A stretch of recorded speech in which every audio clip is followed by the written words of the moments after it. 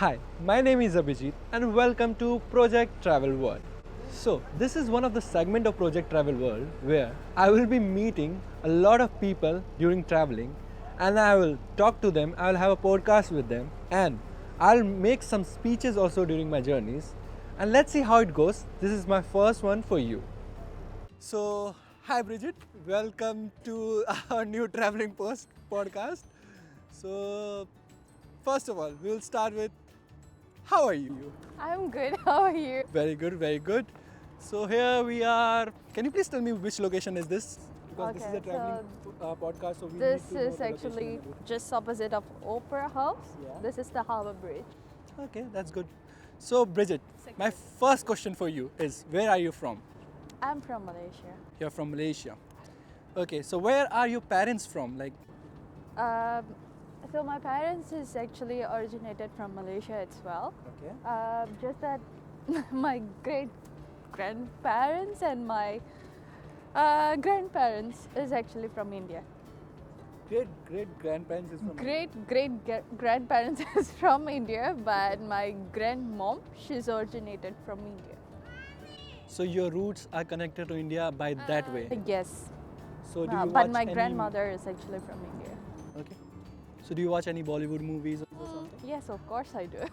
So which is your follow? I think you must be because you're from Malaysia. You must be watching South Indian Bollywood movies Not really because I just watch like Bollywood movies, in general. Where do you watch it?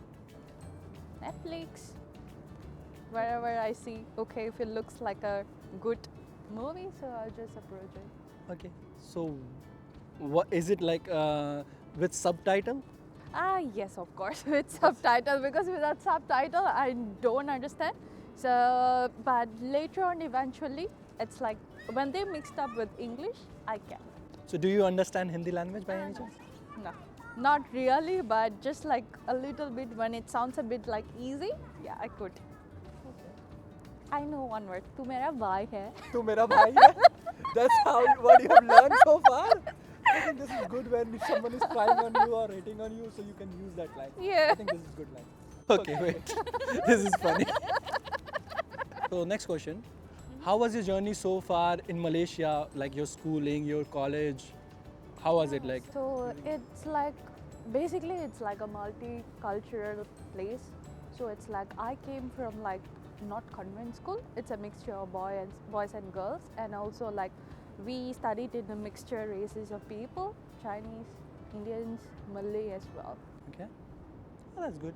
So Yeah, was so it's like yeah. So basically, primary language is always Malay, and English is somehow international language. So like all the main elective subjects are all in English. so did you face any kind of racism there because you look like Indian? What is the like population? No, actually the population of Malays are like quite number of people, and followed by Chinese and then Indians as well. So the mixing of Chinese, Malay, and Indians, how good it is when it comes to let's say if there is an apartment. So all of them live together, or Yeah, they do live together because obviously because it's not that very picky in terms like Malay in one apartment.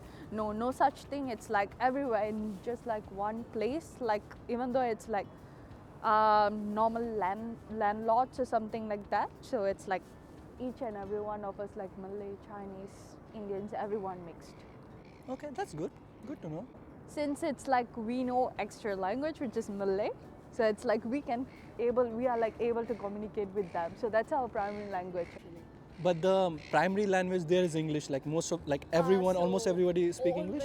Like, yeah, of course. Malaysia. We do speak English. So like the banners and everything. Yeah, it will be around mixture like the of Malay menus. and English. Okay, that's good. Both languages will be always around. So next question. Yeah. When you had good time like in Malaysia and you had good schooling and everything, so what brought you to Australia? Why did you choose to come to So Australia? I was actually looking for a good exposure, like because when I was studying as well as my school, after school, colleges and everything, most of the time I was living with my parents and I was just around Malaysia and everything. I didn't even like go out to study a step further because my capital I was living in Johor Bahru. So I never even go for like next state forward, not even Kuala Lumpur. So only thing that I get to experience is when I was when I was working in Singapore. So I used to like live alone. Sorry, Then I just used one to work. question. If you're from Malaysia, how can you go to Singapore? Okay, so it's like pretty easy because Johor is just just opposite of Singapore. It's like just like when you cross the border, just next door. You don't need visa to go there? does No, Malaysians, we doesn't need visa to go there. Just passport will do, and you just have to fill your white card or arrival card or something. Okay, it's like I'm from India and I can go Nepal without doing any signature or something. But even if for you to travel to Nepal, I think it would take about like hours or Yeah. definitely. But this one, it's just like 2 hours, maximum an hour, like without heavy traffic. If it's heavy traffic, probably might lead to 6 hours, depending on the busiest day. That makes sense. So, coming back to Australia, so what are you doing exactly in Australia right now? Pretty much, I'm a student. I'm studying and working. When did you came to Australia?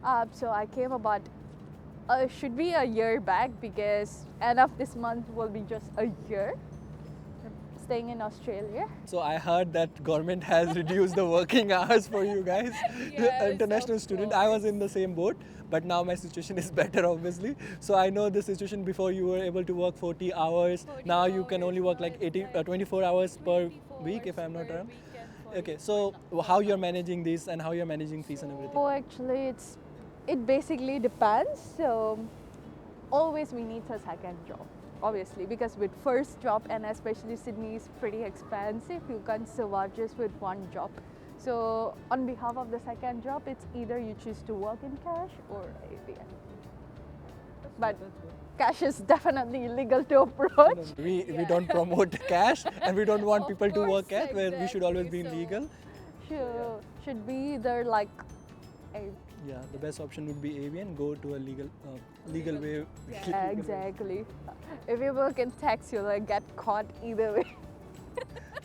If your luck is bad, If your even luck is too nobody can bad, save you. Like, that's good to hear. So, my next question is, how is your life at this point of time? Like, if you are 26, 27, 28, what is your situation right now? At this point of time, are you satisfied with life? Are you happy? Always you will never get satisfied with life. Okay, you will never even get satisfied with life. It's all about more about learning stuffs and everything. So at this point of time, I would say I'm more happy and peaceful with life.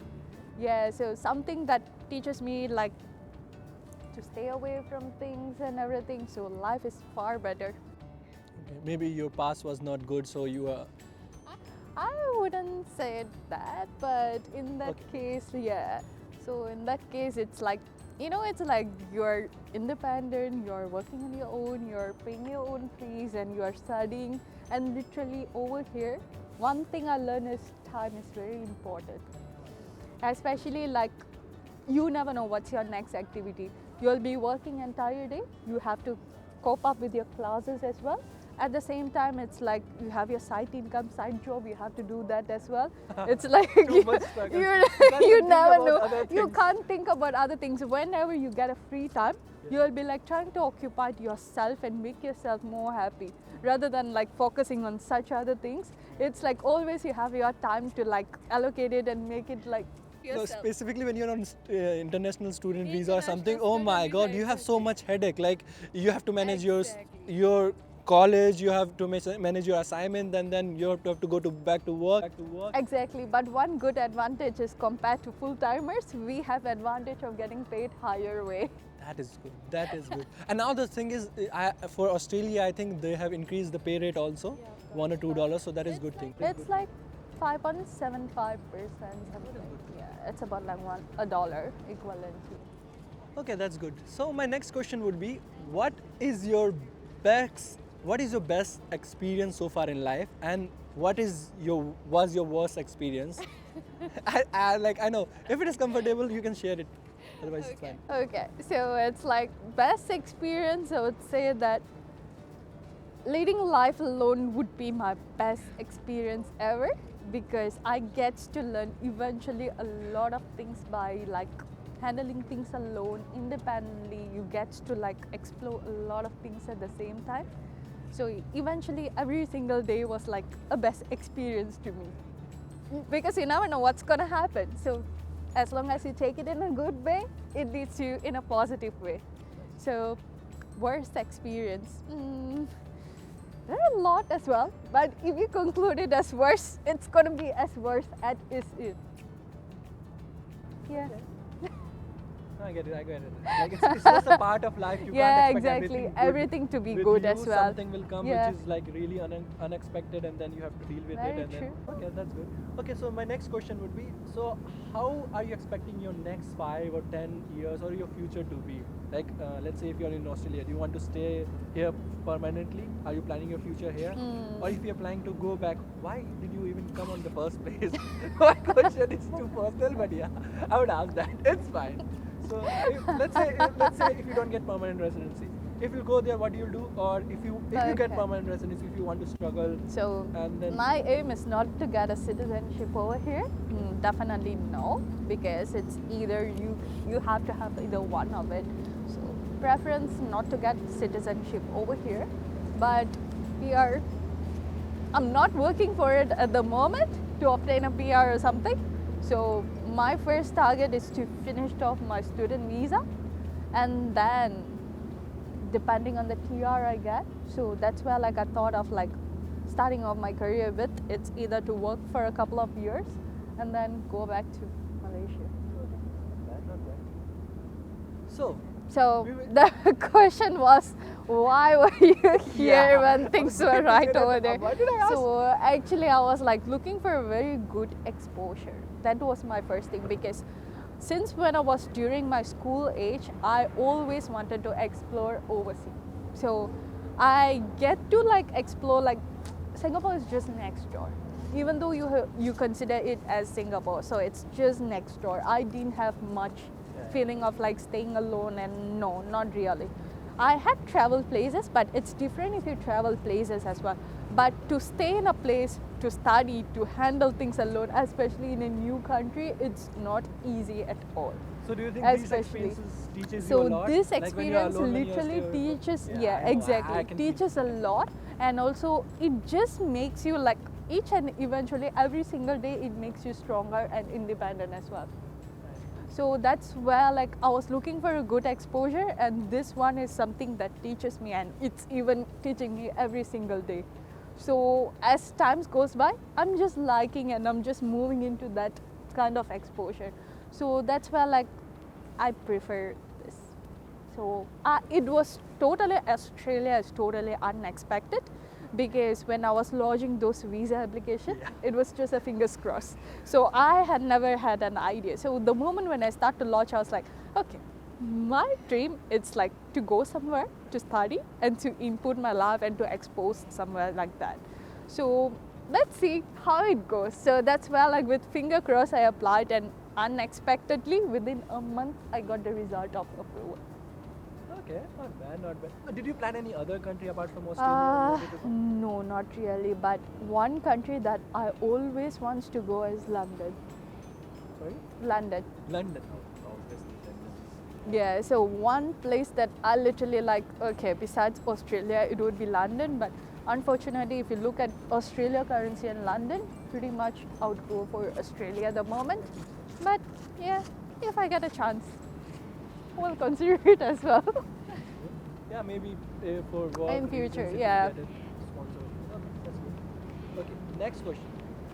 When it comes to regret, so let's say if you have something which you could have changed about your past, what would be one thing? I wouldn't say anything because it's pretty normal to like regret in life and like, sorry, cut. Okay. uh, Regret in Okay. life.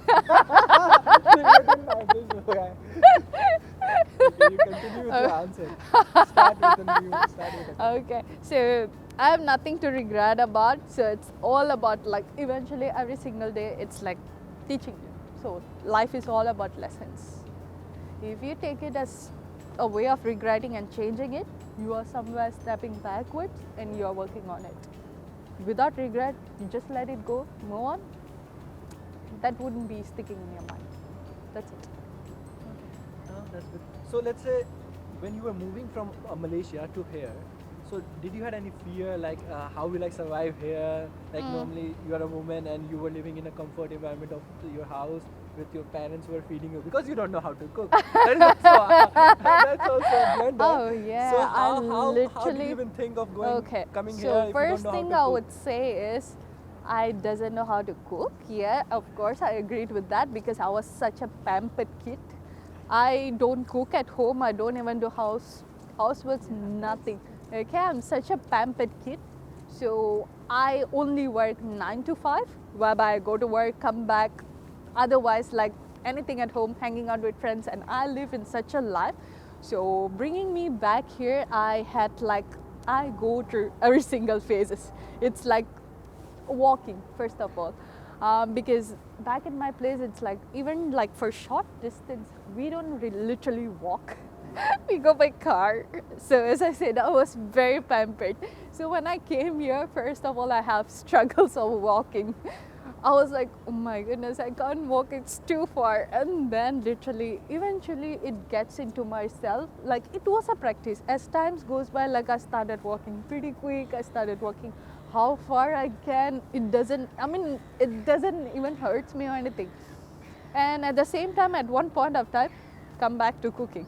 So here, when you live alone, it's like you can't expect to eat always outside. When you need it, you will work for it. That's one concept that I learned over here.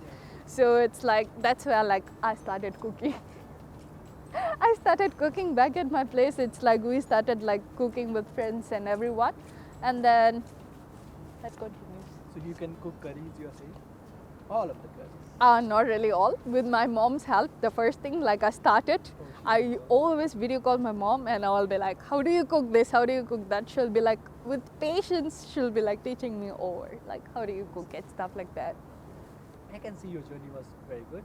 So my last question of this podcast would be, what life lesson you want to give? Let's say you whatever experiences you had in life until this time. What life experience you have learned and you want to give to audience, like they could have worked on and they can work in future or anything from your experience. From my experience, I would say that basically when you're alone, it teaches you a lot of things and especially patience.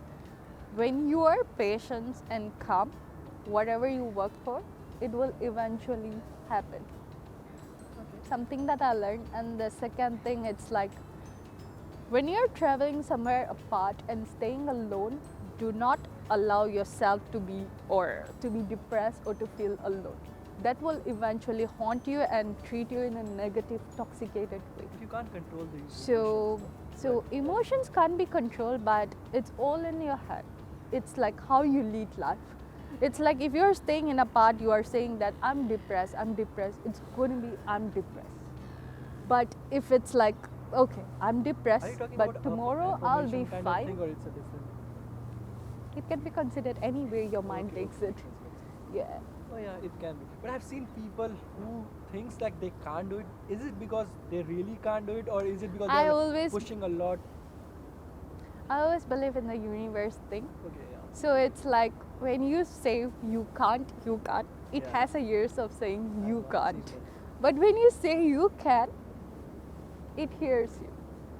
Okay. So I always believe that universe works in your right favor. It's like you have to be positive. Just stay positive in whatever situation you. Let's say if you. It's hard to control. Your mind leads you negative way as well. So it's fine to break down, to be negative in certain situation, but you can't bring the entire negativeness for hours. At one point you will be like, I've been wasting few hours just for this concern. So patience is all about the key. I think that's it for the day. Thank you so much for your time. Thank you as well. Thank you. Bye.